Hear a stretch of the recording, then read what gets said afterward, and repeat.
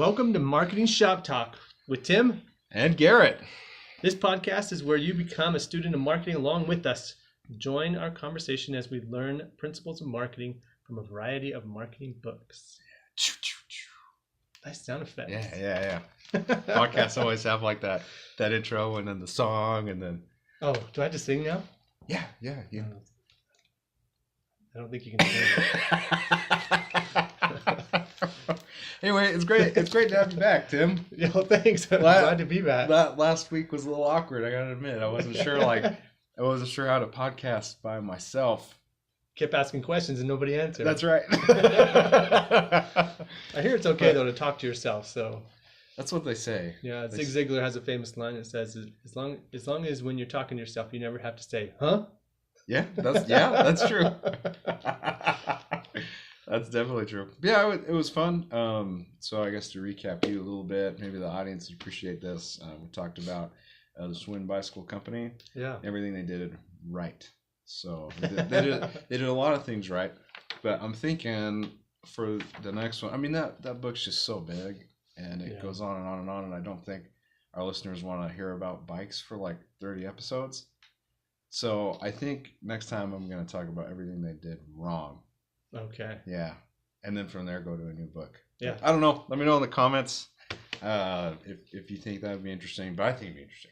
Sure. So that's the plan for the solo if you don't make it again. Okay. Well, I'm glad you have a plan. That's my plan. Cool. All right. So what book did we read, Tim?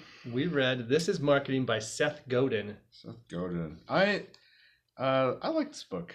Do you? I thought it was good. I thought he had a good voice. And he made some good points, and I don't know. I thought it was a good book. What do you think?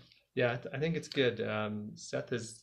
I heard him referred to as the godfather of modern day marketing. So. Oh, really? Yeah. From himself in this book? No. I was saying, I don't remember reading that. No.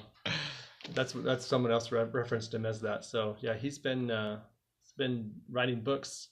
It sounds like he's somewhat addicted to writing books. He enjoys it, so oh really? I'll probably still see a lot from him. Cool. But I've been following him for years. So starting with the Purple Cow. Oh really? Yeah. Okay, cool. That's quite cool. Well, we'll probably read more from him then, I'm sure. Yeah, be good for us. So why don't we dive in here? So this book isn't crazy long. But it's not as short as others we've read, like How to Be a Marketing Superstar. Yeah. So this one's a little longer. But I want to start in to a part of the book that I thought was really interesting. And I thought it was interesting because I've seen it done before. So in chapter 16, it's Price is a Story is the name of it. And I like the quote he writes in here. He says, marketing changes your pricing and pricing changes your marketing. And it says because people form assumptions and associations based on your pricing. And this is genius because I've seen it happen on 2 occasions. Yeah. So the first one was BMW. BMW had a tough time selling cars for a while. I can't remember the dates or anything, but they were having a tough time. And so what they decided to do was just raise their prices on all their cars to give it. That's a bold move. Yeah. But that's all they did is they raised their prices. Maybe in their marketing gave them a little bit more of a prestigious look, And they went from almost going bankrupt to becoming what they are. Wow. And all they did was raise their prices. Yeah.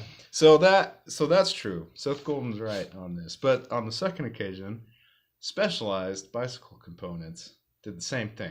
Really? Yeah. So they were having a tough time selling a lot of bikes. And for those of you who don't know about bikes, Specialized is like the Ford, Chevy, or Dodge. They're the big one. One of the big ones. And they were struggling. They looked at what BMW did the same thing, raised their prices on their bikes, and now they're killing it. That's awesome. That's awesome.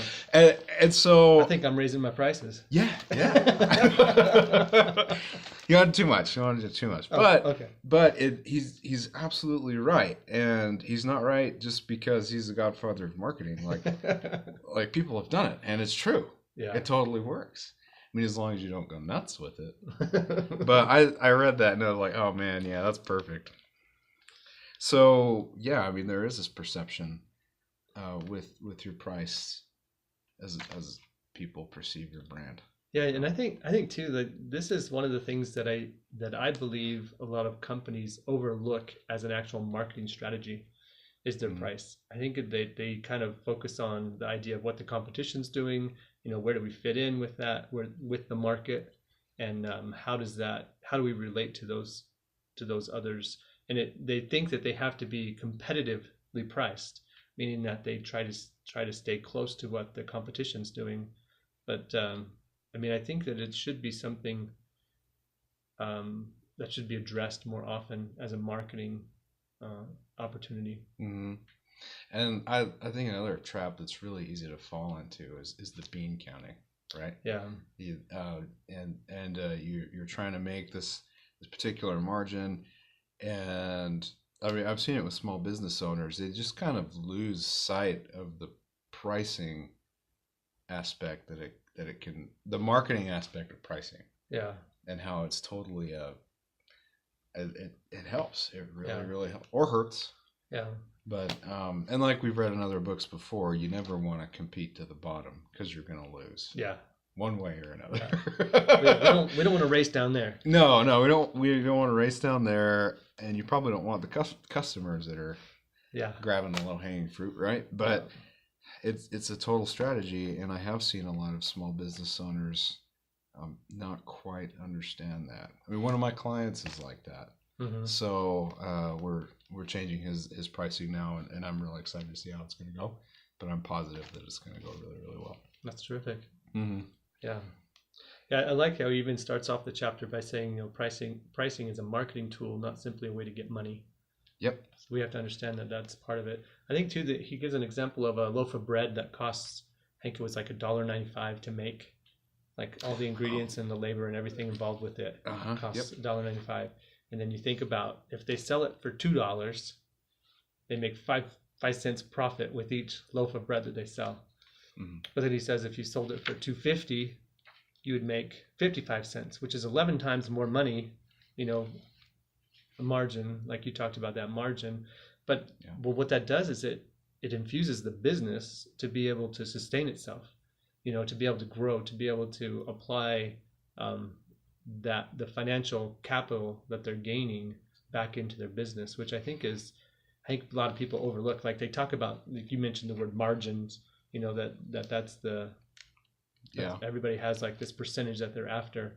But if they even looked at it as if they could make their product more valuable to the customer, whether it's just a perceived value or an emotional value, that they could still make a higher margin and their business would be more successful, and the business then would grow, and it just benefits everybody.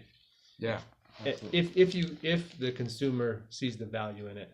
Mm-hmm. That's the tricky part, right? That is the tricky part. And I like what you said about the emotional value. Yeah. And that's a real thing. I mean, if you look at Porsche, for example, I mean, do you need 200 horsepower in a convertible that only seats 2 people? Like, is that a real need? I think so. You're probably right. No, well, where I'm getting at is probably not. Yeah. I mean, a bicycle can get you from A to B, or the city bus or whatever, right? But there's this prestige, there's this emotional attachment to the brand that a lot of, Porsche or Ford or Lamborghini or whatever kind of fan. Mm-hmm. I mean, there's this emotional aspect to it that they want that brand for this reason, and that's what's going to make their life that much better. And I think the key to what you said is the brand, that they're buying into the actual, their perceived the concepts of what the brand is rather than just the product itself. But it represents something. You know, it's like the reputation of the business. Oh yeah, totally. And everybody wants the cool new thing, right? Yeah. Usually, not all the time. I like too that he goes in and talks about the idea of different prices for different people.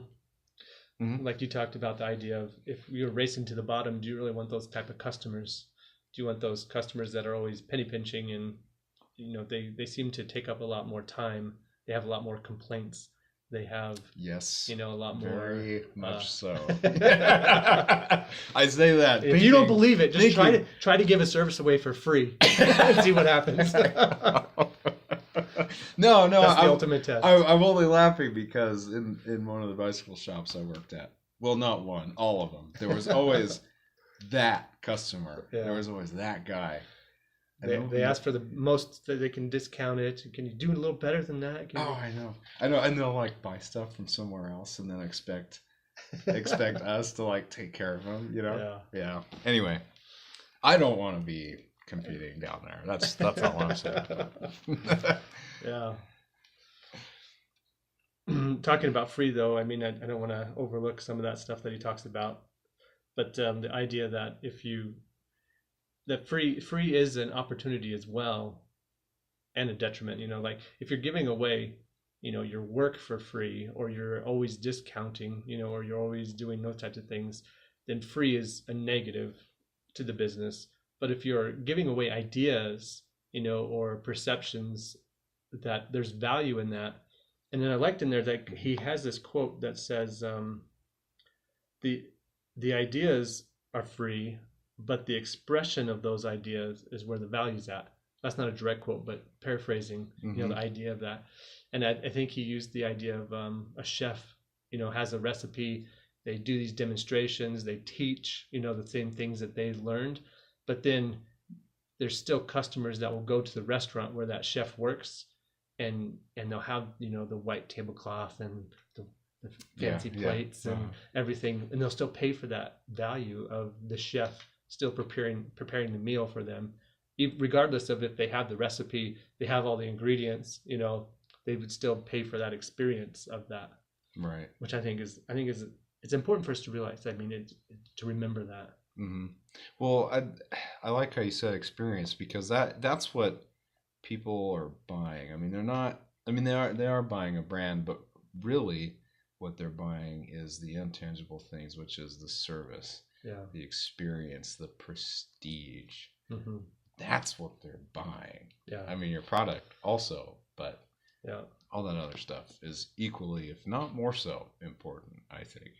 Definitely. Mm-hmm. Yeah, that was a really, really good point.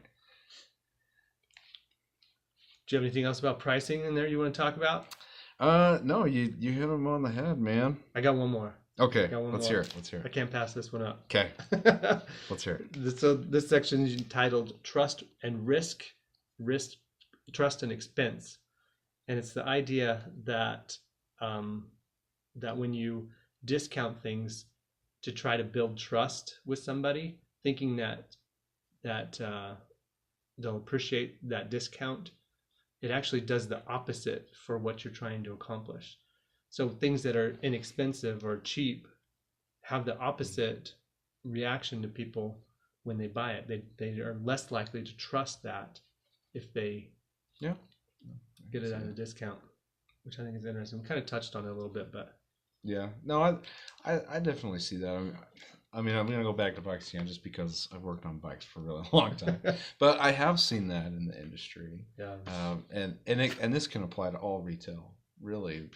But like I would show somebody a bike from this year and something from last year, and like not much changed. Mm-hmm. But I did notice there was quite a few customers that, despite the discounted of last year's, it was last year's. Who wants last year's, right? I trust this year's. You know, this year's is better. Yeah. And so they would pass the discount up for the new one, solely because it was the new one, right? and it wasn't discounted, and it was trusted because this year's must be better because they redesigned it or whatever. Yeah. Again, perception, right? Perception. Mm-hmm. Yeah. I think another really good example of this is what Payless did. You see what Payless did? You were mentioning something about. Oh yeah. Okay, so anyway, for those of you that don't know, so Payless sells discounted shoes, like $20 for a pair of shoes, average price. So what they did is they opened a store in like LA, so like one of the malls there, but they didn't call it Payless. They gave it some fancy name like Pay More. Pay More, yeah. No, like Polisi, whatever. Just like some chic, like a designer name. Yeah, some designer name. And they took their $20 shoes, marked them up to $700. What? And sold them. Somebody actually bought them. Oh yeah. Like they have this like big press release. They invited all these influencers and small celebrities. I say small because they're like Instagram celebrities. Yeah. But they invited like all these people, made this big hoopla, and then they would interview people. Oh, what do you think of these shoes? And they're like, oh, I can tell they're high quality. They're so cool. The design is just so well thought out. And then the person asking the question was like, "Did you know these were $20 Payless shoes?" And then their faces were like, "Oh my gosh!" Yeah. They didn't believe it at first, but anyway, Payless just did his experiment. They gave him their money back, but at least the let's see, 700 minus 20, so the $680. Yeah, but it was just funny. And it goes right along with that discount thing. Like people perceive Payless as not very good until they're rebranded and then given a chic name. Well, yeah, and you think about the experience of it though. I mean, you go to a Payless shoe store and you just got like hundreds and hundreds of shoes, stacked to the ceiling, to the floor, and they're still in the box. And and they're still in the box, and you have to go through each one of them. That's true. I've been there before, so. But if you think about the idea of this other store in LA, I mean, I imagine that it wasn't that type of store. Like, no, they probably had to change, the entire experience for that customer. They did, and it's funny you mentioned that. Like the displays were all like, I mean, it was fancy looking. Yeah, it definitely gave the vibe. Yeah. But yeah, they did have to change it for those customers. Yeah. So they did. But just so funny that I'm sure if you were to take on those same people and throw them in a regular Payless, they wouldn't have touched anything. Yeah, I believe it. Yeah. Anyway, perfect example of that. Even a better example than my bicycle example. Yeah. All right, so what else you got for us, Tim? Well, let's go on to the next chapter there. Okay. Chapter 17, Permission and Remarkability in a Virtuous Cycle. Permission and remarkability in a vicious cycle. Yeah, man, that's a tongue twister.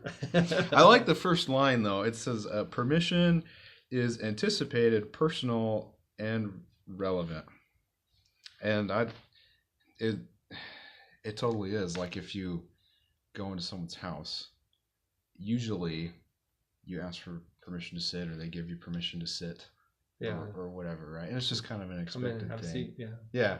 At least within our culture. I mean, I'm sure somewhere else is different, but since we're marketing in the U.S., this is relevant, right?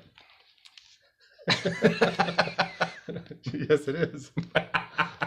I sound so smart right now. Okay.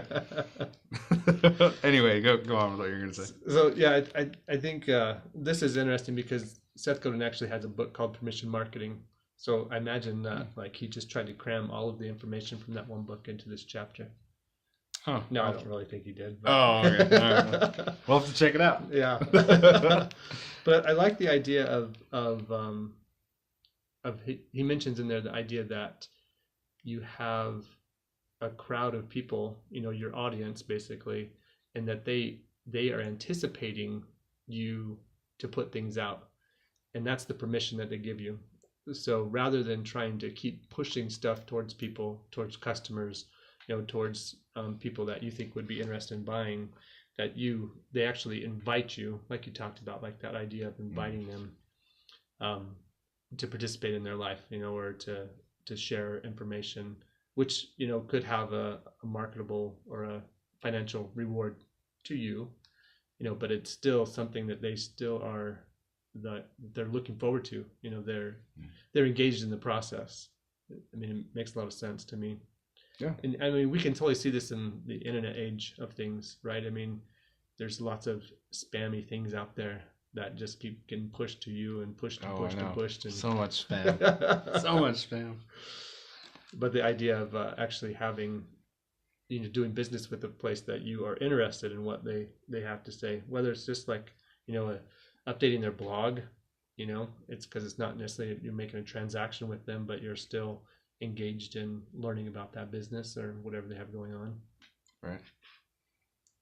Yeah, totally. Yeah, I mean, being engaged with your customer, it's really important. I mean, it's like working in a place that you enjoy working at. Yeah. Kind of the same thing. You're going to be way more passionate about it.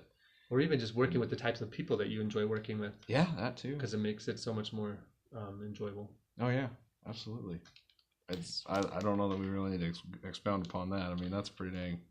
I think it's pretty simple. Pretty simple. There's definitely some nuances to it. Unless you like being miserable, I guess. But yeah, he's absolutely right there.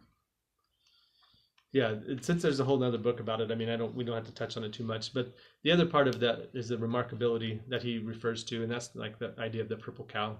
You have to do something that stands out, and it can't be something that's just a ploy. Like, it can't be childish or a stunt.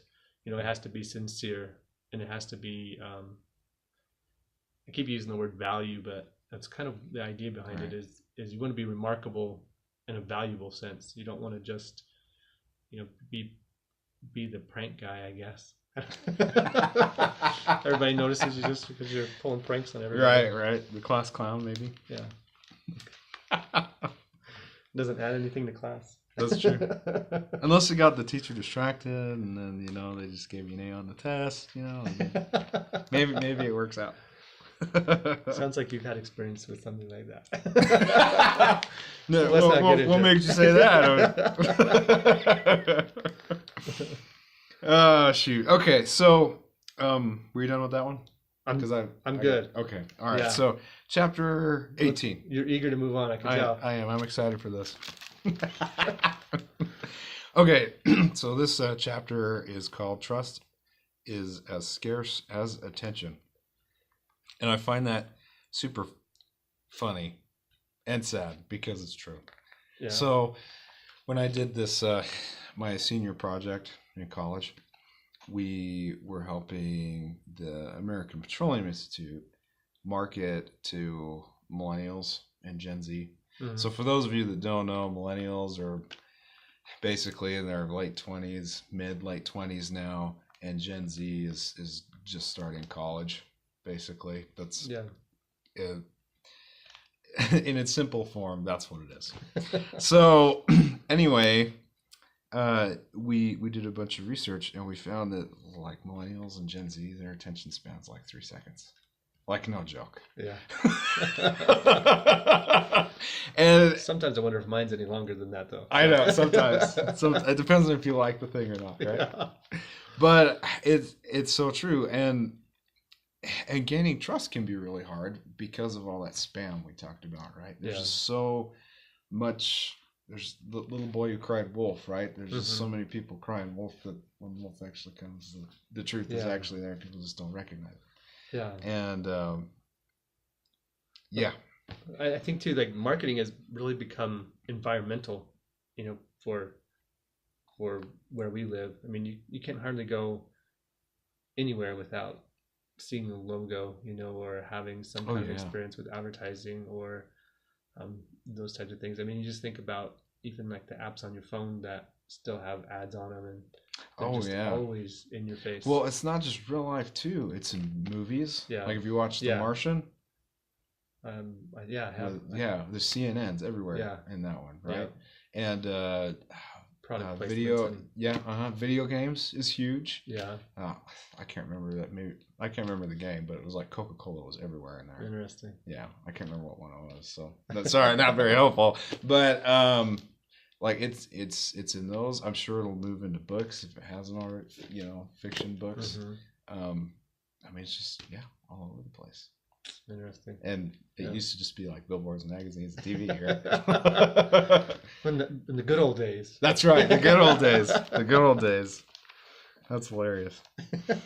But so it's really hard to get people to trust you because of all that. Yeah. All that spam and all that stuff. But if you can do it, you'll have a following, and a good, strong following too. Like, for example, there was this company that I know of. They had somebody come on with a really negative review, like really, really negative on Facebook, and it was awesome because all the regulars, all the people that I would normally see in there, like got on Facebook and they're like, that doesn't sound like interesting. Yeah, they were all that's. I don't know what you're talking about, but that's not this place. But it was cool, and that is because of the trust that they gave their customers. And so the customers defended them, and anyway, it was really cool to see in person. Yeah, that is cool to have that peer-to-peer type of situation where your customers are actually defending you. Yeah, as a business, that would be super beneficial to have that close-knit community. Because you're always going to have trolls. Yeah. Or, naysayers. Yeah. Or, they're always going to be there. And the more trust you can get with your customers, the better off you're going to be.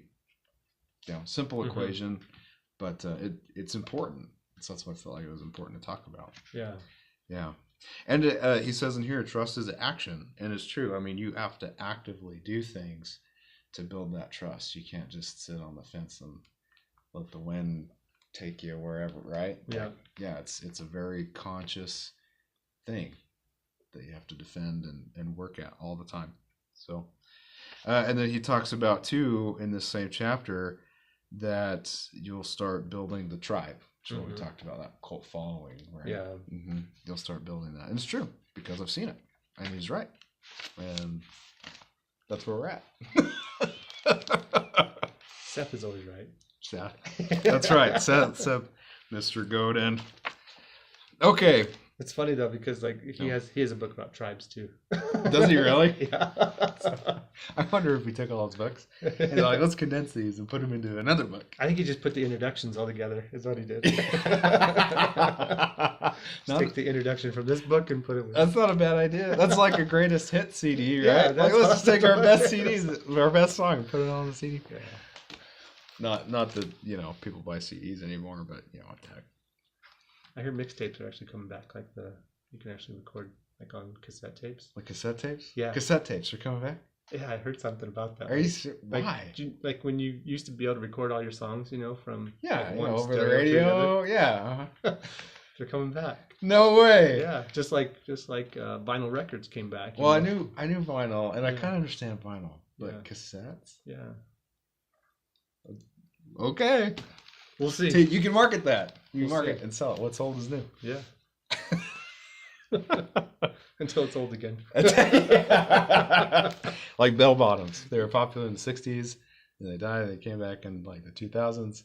And then everybody remembered why we didn't like them. Now they're dead again. Yeah, exactly.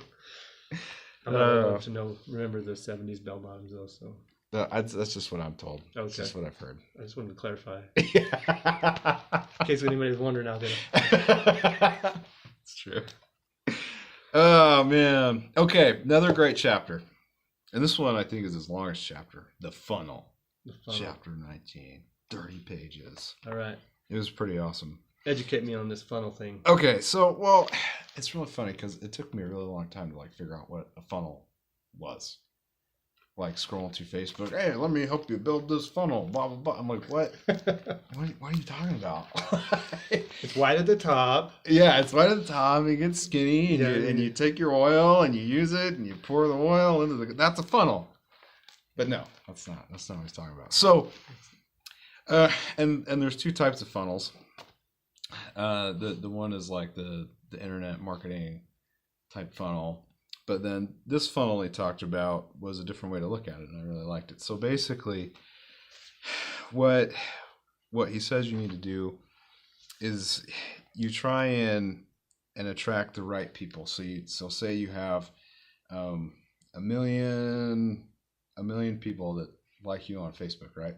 Mm-hmm. Then maybe you do things and you build up your brand, and then like 18,000 of those become a little more loyal, like they're repeat customers. Sure. And then from those 18,000, you'll probably have like 1,000 really good customers that'll just buy from you. They won't search for alternatives. Sure. But then out of those 1,000, you'll probably have 5 that are just they market for you. They're diehard evangelists. Evangelists. Yeah, exactly. Bible Belt stuff here. But and that's the funnel, and the more people that you can get to start liking you on Facebook will equal more people that are your diehard market for you customers. So you add to the top of the funnel, and then it eventually goes down towards. But if the top increases, then the bottom increases as well. That's in its simplest form. Sure. Yeah, and he does talk about how the funnels will have this funnel will have holes, and you'll lose customers here and there for whatever reason. I think it's called a colander then. If it's but a colander funnel. Yeah. I don't think it's quite that bad. I don't think it doesn't look quite that bad. Just a couple little breaks. Yeah, just one or two, sure. Like a crack, like an old funnel. Okay. Like Grandpa's old oil funnel. That one with a crack in it. Okay. Yeah. Right. But and that's basically what he's talking about. And I thought it was a good way to put it, I guess. I mean, the more you get the more you get at the top of the funnel, the more you'll get at the bottom of the funnel. Yeah. Basically. Yeah. Oh, what did you think of this chapter? Or did you read this one? This is not the one I read. This is not the one you read. Okay. Yeah. So this book, I'll have to admit, this book was kind of big, and we were kind of busy. So I read some parts, and Tim read some parts. And you didn't share the book back with me till today. Yeah, that was yesterday. That was my fault. That was my fault. But Tim killed it. Read a ton in a day. Killed it. I'm just proud for of him. You guys. Yeah. Just for you. But my kids are mad at me. My wife is too. But I'm sorry, Tim. I just played. No, killed it though. So I like the way you put that. And I mean, it's true. I mean, you can see that everywhere pretty easily, I think. I mean, but it was just a really good way to put it. And but I think it's great about it is like we've read a couple of marketing books now, that talk about a sales funnel. And I just think that the more we get exposed to the way other people explain it, or the specifics of the way that they've used it, it's beneficial. So I mean, even just us talking about it, will possibly introduce a new concept to somebody else as they're thinking about it. So I mean, it's really important for us to get different views on these principles that we're trying to learn. That's true. So, and it's funny you mention that, because there, in all these marketing books, there seems to be kind of like these themes that they all hit on. Yeah. And trust is one that they all hit on. They all hit on growing a brand and increasing your loyal customers, firing your bad customers. Like there's kind of this trend between all of them. Yeah. And I think those are like the keys. Those are like those are the big ones. The foundations. The foundations of marketing. Yeah. Maybe we should make it like a PDF. The foundations of marketing. There you go. Yeah. And then we can market 7 foundations and sell it. That's not what this is all about. All right. But that there are those foundations, right? Yeah. And all these big marketers hit on that. So I think it's important to mention those. Definitely is. Yeah. All right, I'm trying to remember. This chapter is really big.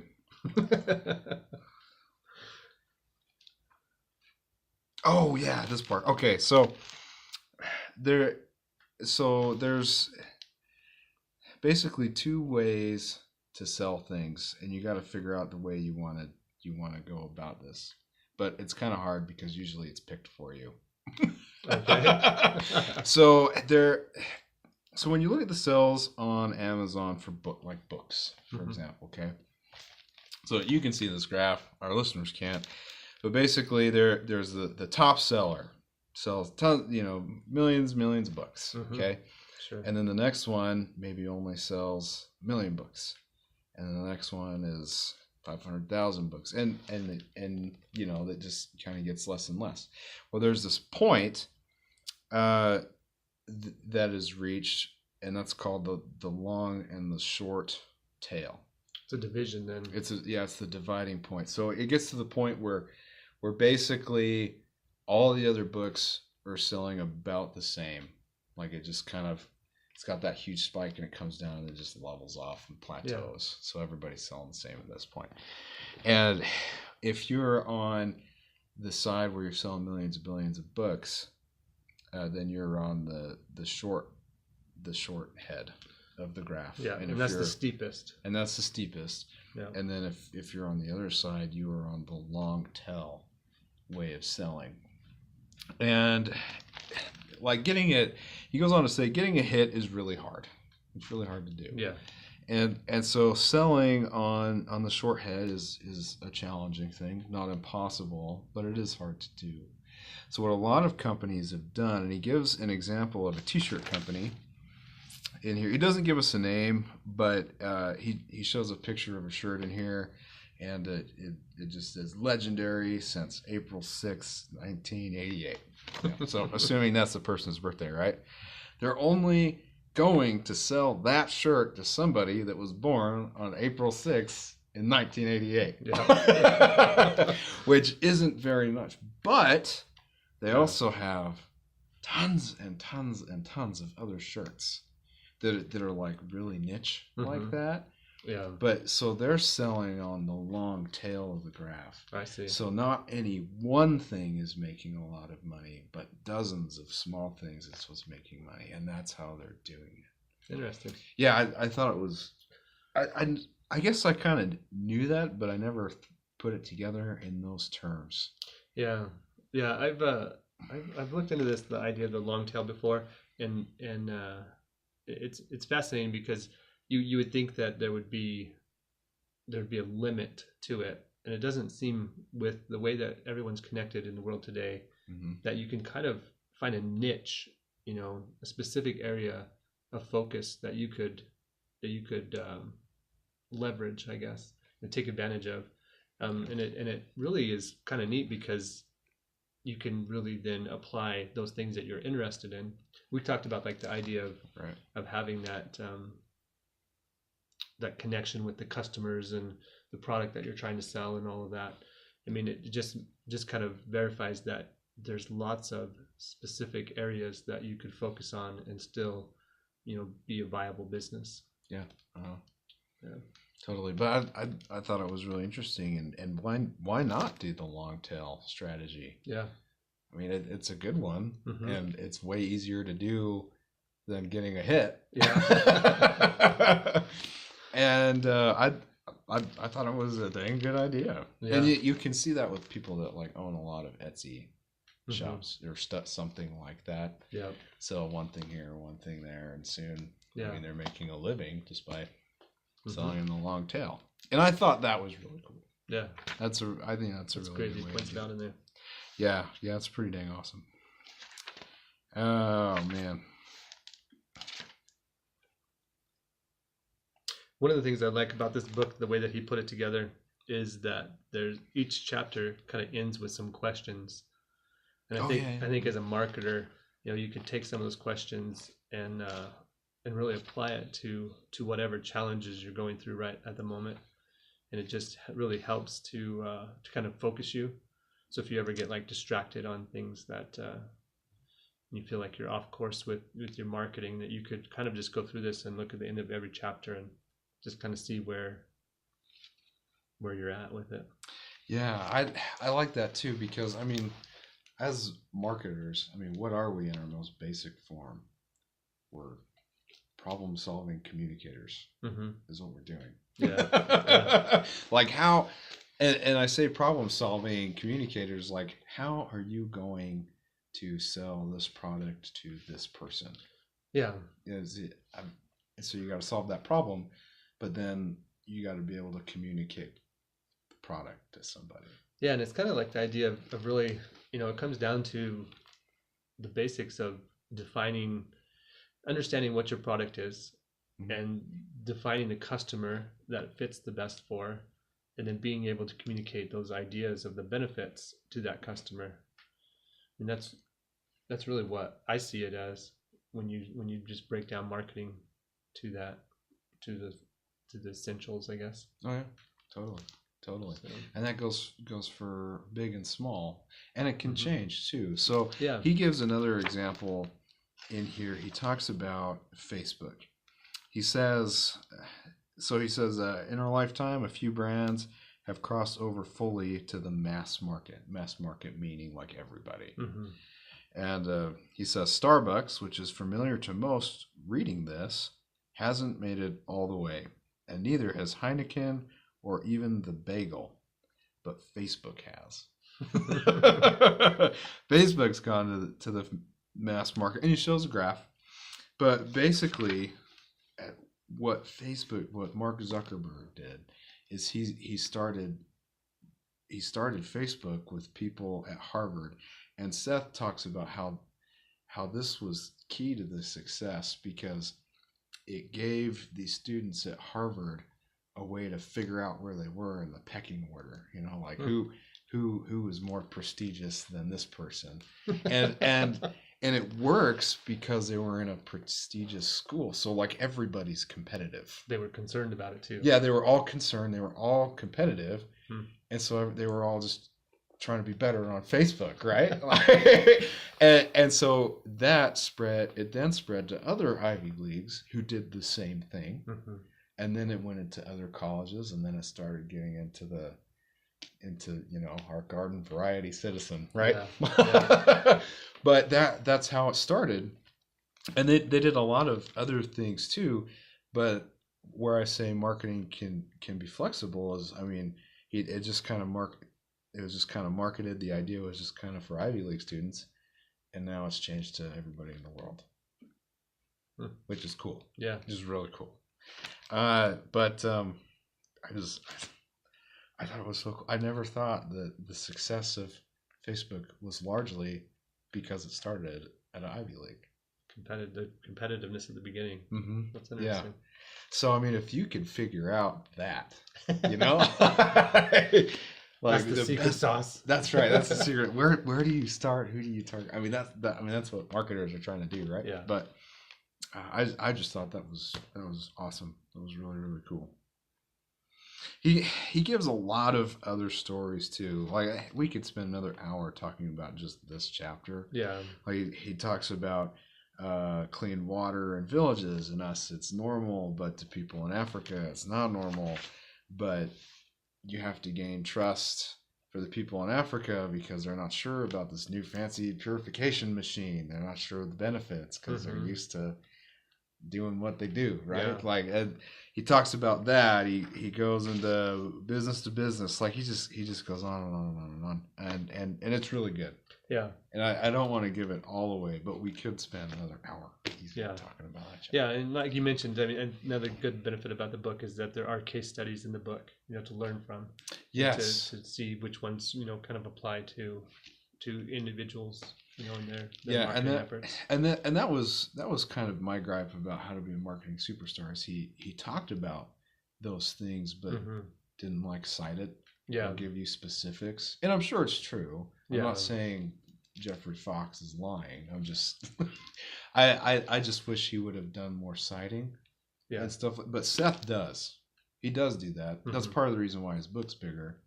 But I really like it because of that. Yeah, I like that he packed a lot of information into this book. It's a good overall textbook on marketing. But it's more interesting than a textbook. Yes. Yeah. I was just talking about the ideas and the fundamentals that are present in it. You know, we can learn a lot from reading the entertaining. Totally. Yeah. Totally. But Seth Godin, This Is Marketing, really good book. Really recommend it. Yep. Really like it. And if any of you have any comments, questions, or a book that you want us to read because you don't have time and you want us to read it for you, be happy to do that. Yeah, we'll share our perspectives with you. Yeah, absolutely. And thank everybody for listening. Please like, share, subscribe, and yeah, I mean we hope to grow this, and we hope to get people that are interested in marketing to learn along with us, because this is a lot of fun. Yep, definitely is. Yeah. Thanks, Garrett. Yeah, thanks, Tim. We're signing off, and we will chat with you guys next week. Bye for now. Bye for now.